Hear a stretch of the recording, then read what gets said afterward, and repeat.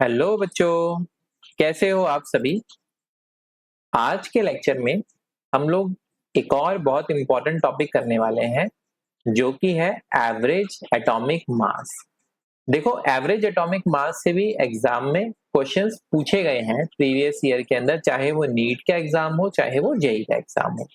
तो देखो, यहाँ से भी बहुत सिंपल है, एकदम सिंपल सा कंसेप्ट है और कोशिश करेंगे हम इसको बहुत थोड़े से टाइम के अंदर ही अच्छे से समझ लें। और इससे अगर क्वेश्चन आता है तो फिर से वही 4 नंबर आप लोगों के लिए फ्री के होने वाले हैं। ठीक है, तो चलिए शुरू करते हैं हम लोग इस टॉपिक को। देखिए, एवरेज एटॉमिक मास क्या होता है। एवरेज एटॉमिक मास होता है बच्चों वो मास, ठीक है, जो कि क्या है, एवरेज करके निकाला गया है। जैसे कि आप लोग जब मार्क्स देखते हो ना, तो क्या होता है ना कि मान लो एक क्लास है, 10 बच्चों की क्लास है। मान लो कोई 90 मार्क्स लाया, कोई 100 मार्क्स लाया, कोई 50 मार्क्स लाया, कोई 40 मार्क्स लाया। तो जब हम एक एवरेज निकालते हैं ना, तो हमें पता लगता है कि अच्छा, एक एवरेज मतलब लगभग इतने मार्क्स बच्चे स्कोर कर रहे हैं। ठीक है, तो ये एक हमें एक आइडिया लगता है, एक एवरेज पता लगता है कि कितना क्या है। मान लो कि जैसे फॉर एग्जाम्पल गेहूं की अगर 10 बोरी है ना, तो 10 बोरी में मान लो अगर किसी में 1000 दाने हैं, किसी में, मैं फॉर एग्जाम्पल बोल रहा हूँ जस्ट, है ना, कोई 1200 दाने हैं, किसी में 1100 दाने हैं, किसी में 900 दाने हैं ना। तो आपको एक एवरेज पता लगेगा कि अच्छा, अगर आपने क्या किया, सबको ऐड करके डिवाइड कर दिया टोटल से, तो आपको पता लगेगा एक एवरेज कि कितना यहाँ पर इन टोटल, कि भाई इतनी मेरे पास बोरियां थी और अगर मैं एक एवरेज लगाऊं तो हर बोरी में लगभग इतने दाने हैं। ठीक है, तो वो एक एवरेज हम लगाते हैं। तो क्या मतलब, हम इसके एवरेज एटॉमिक मास को अगर डिफाइन करना चाहे तो हम क्या बोल सकते हैं बच्चों, कि आप लोगों को मैंने एक चीज बताई थी ना कि आइसोटोपिक फॉर्म में एग्जिस्ट करता है सेम एलिमेंट, है ना। तो बच्चों वही है कि भाई एक ही एलिमेंट है आइसोटोपिक फॉर्म में, यानी कि मास अलग अलग है। तो हमें एक एवरेज एटॉमिक मास निकालना है कि भाई एक एवरेज एटॉमिक मास हो तो उसके हिसाब से ही हम चलेंगे, है ना। क्यों जरूरी है, अभी हम आगे बात करेंगे इसकी। एलिमेंट्स एग्जिस्ट करते हैं किसके अंदर, इन मैनी आइसोटोपिक फॉर्म्स, है ना। बहुत सारी आइसोटोपिक फॉर्म्स में एग्जिस्ट करते हैं बच्चों। आप किसका मास लेके चलोगे भाई, अगर कोई आपने कहीं पे भी आगे कोई चीज सॉल्व करनी है तो आप किसका मास लेके चलोगे, कैसे पता लगेगा। तो यहाँ पे हम यूजुअली क्या करते हैं, एवरेज एटॉमिक मास से जाते हैं बच्चों। तो एलिमेंट्स एग्जिस्ट करते हैं मेनी आइसोटोपिक फॉर्म में, तो यहाँ पे हम बोल सकते हैं कि जो एवरेज एटॉमिक मास है एलिमेंट्स का, average atomic mass of element is calculated. क्या किया जाता है बच्चों, कैलकुलेट किया जाता है। क्या यूज करके कैलकुलेट किया जाता है भाई, यूजिंग द अबेंडेंस, कि कौन सी चीज कितनी पाई जा रही है ना। जैसे क्लास में मान लो 90 नंबर वाले बच्चे ज्यादा हैं, 80 नंबर वाले कम हैं, तो एवरेज किसकी तरफ जाएगा बच्चों, 90 के आसपास एवरेज पहुंचेगा, है ना। तो ये चीज होती है, जो चीज ज्यादा होती है उसके हिसाब से हमारी चीजें चलेंगी। ठीक है, जैसे फॉर एग्जाम्पल मैं आपके सामने एक एग्जाम्पल लेता हूँ और चीजें आप लोगों को अच्छे से एकदम क्लियर होंगी, है ना। चलिए एक एग्जाम्पल के थ्रू हम यहाँ पर बात करते हैं। तो देखो बच्चों, मैं एक एग्जाम्पल आपके सामने ले रहा हूं कि कोई एलिमेंट एक्स है, ये एग्जिस्ट करता है, element X exist in two isotopic forms. दो आइसोटोप है बच्चे उसके, कितने आइसोटोप हैं, दो आइसोटोप है, टू आइसोटोपिक फॉर्म्स। अब देखो बच्चों, आइसोटोपिक फॉर्म्स में लिख रहा हूं इसकी, मुझे एवरेज एटॉमिक मास निकालना है, तो मुझे इस चीज से तो कोई भी मतलब नहीं है कि इनका एटॉमिक नंबर क्या है। तो मैं एटॉमिक नंबर लिख भी नहीं रहा। ठीक है, क्वेश्चन में मुझे एटॉमिक नंबर नहीं गिवन है, कोई बात नहीं, मुझे मास नंबर दे दिया उसने। उसने बोला कि भाई एक का 35 है और एक का 37 है। मैंने कहा अच्छा जी ठीक है, कि दो लोग हैं भाई, दोनों का एटॉमिक मास हमें बता दिया।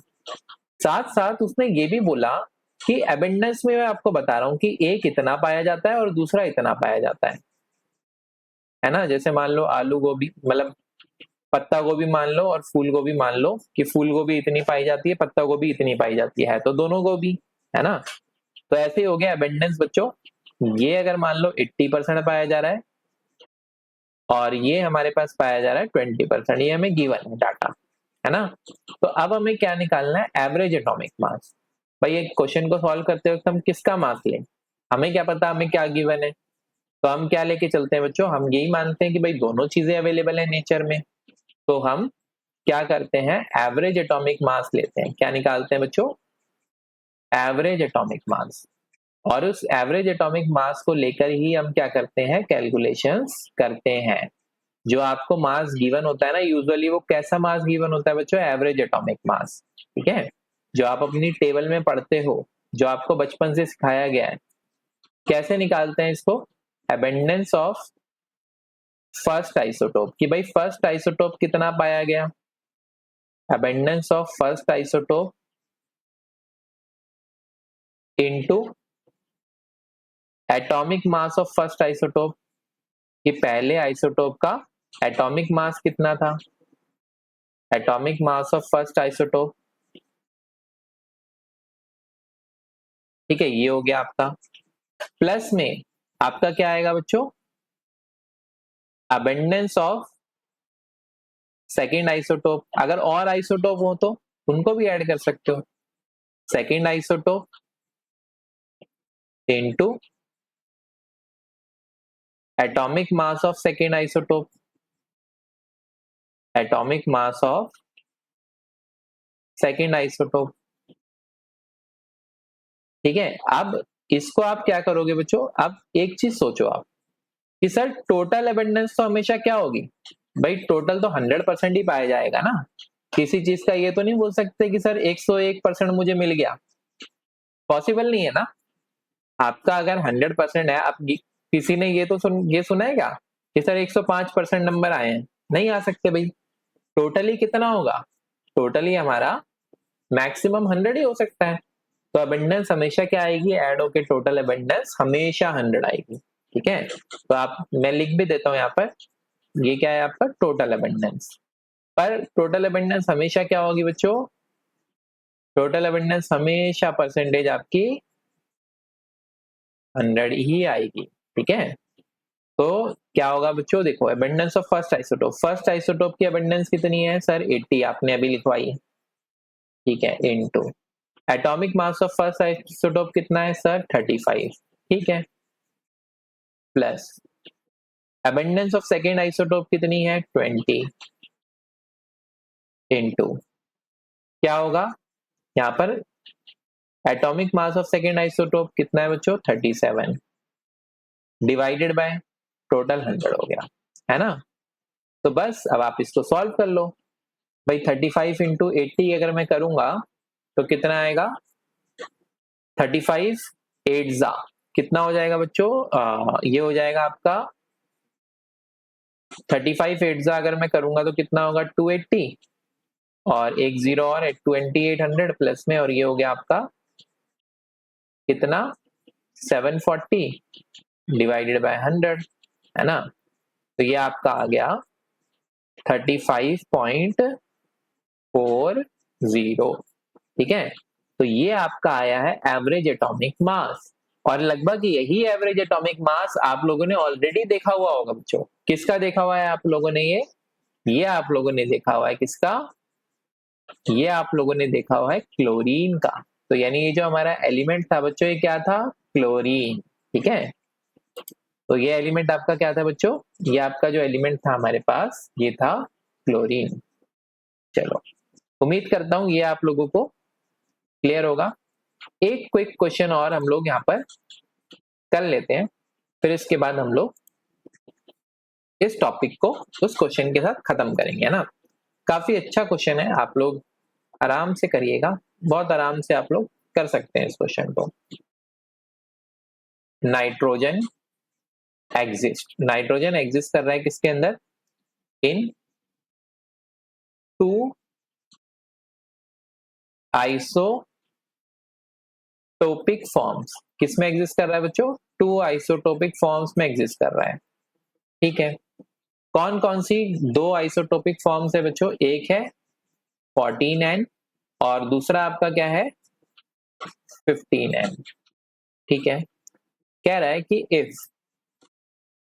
एवरेज एटॉमिक मास, अगर एवरेज एटॉमिक मास जो है नाइट्रोजन का, ये आपको गिवन है कितना, ये आपको गिवन है 14.003। तो आपसे पूछा है बच्चों डिटरमाइन अबेंडेंस, डिटरमाइन अबेंडेंस। अगर आप लोग ट्राई करना चाहते हो तो आप लोग एक काम करो बच्चों, आप लोग इस क्वेश्चन को ट्राई कर लो, ठीक है, फिर आप लोग इसका सॉल्यूशन देख लेना। चलो देखते हैं। देखो आपको फॉर्मूला तो याद ही होगा बच्चों, क्या फॉर्मूला था हमारा कि सर अबेंडेंस ऑफ, ठीक है, मैं आप लोगों के लिए फॉर्मूला यहाँ पर दोबारा से चिपका देता हूं।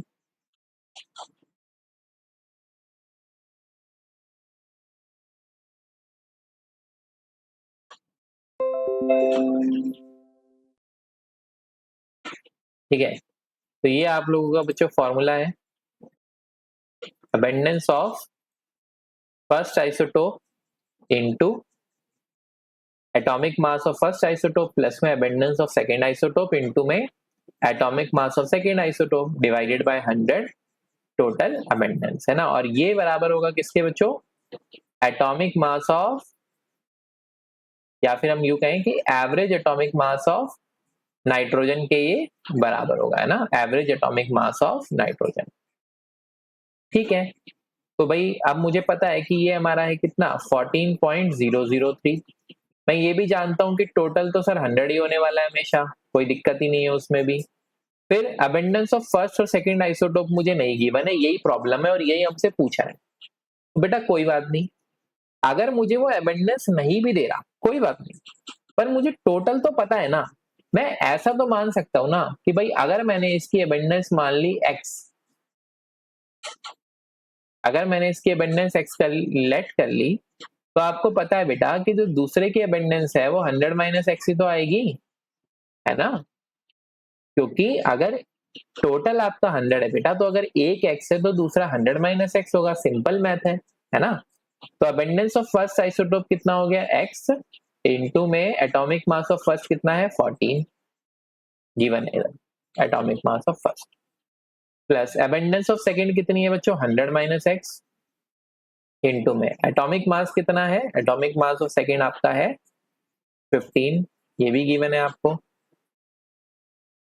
तो बस कैलकुलेट कर लो, ये हो गया बच्चों, इधर गया 100 से multiply 1400.3 is equal to 14x plus में 15 इंटू 100 यानी कि 1500 माइनस में 15x, 14x माइनस में 15x, माइनस का x उधर गया तो प्लस का x, और ये इधर आया बच्चों तो 1500 माइनस में 1400.3, है ना। तो कितना आ गया ये 99.7, यानी कि बच्चों आपका जो अबेंडेंस है पहले आइसोटोप की वो कितनी है, वो आपकी है कितनी 99.7%, और जो अबेंडेंस है आपकी सेकेंड आइसोटोप की वो कितनी है बच्चों, दैट इज 100 माइनस में 99.7, यानी कि बच्चों ये आपकी अबेंडेंस आ रही है 0.3%। ठीक है, तो इस तरीके से आपकी दोनों अबेंडेंस की कैलकुलेशन हो चुकी है कंप्लीट, और इसी के साथ हमारा